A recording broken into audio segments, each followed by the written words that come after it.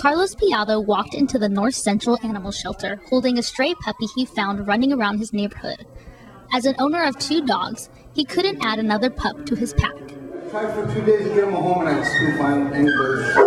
The puppy is one of 53,000 dogs and cats that are brought to Los Angeles animal shelters every year.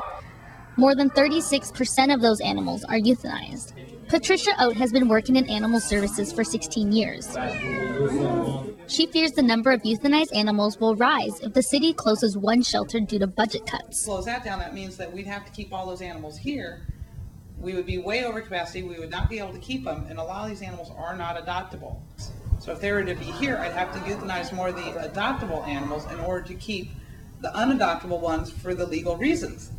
More animals were euthanized last year because the recent recession has forced some residents to give up their pets. So we have to turn our animals in, or with the economy, I lost my job, can't afford it, so animals are tied up left in the house or tied up in the backyard, and then we're called by the realtors or by whoever is taking over the house saying, there's a really skinny, emaciated dog out here. Despite the recession, families adopted more than 14,000 dogs last year.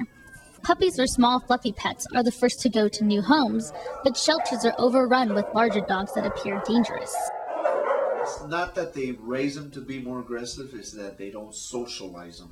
The bigger dog is almost required as a guard dog. They kind of become territorial, protective, like any other animal would. Last year, 3,418 pit bulls were put down. Petoja says the job can be emotionally draining. Because they see Animal Planet or they see Cesar Millan, the dog whisperer, and they believe everything that comes out on TV and there's a happily ever ending story here. But when you're holding these animals that are being killed, that's what you do sometimes for 8 hours. The shelter doesn't know what will happen to the puppy Carlos brought in, though staff workers and volunteers are hopeful he'll be taken to a new home soon. This is Stephanie Guzman reporting.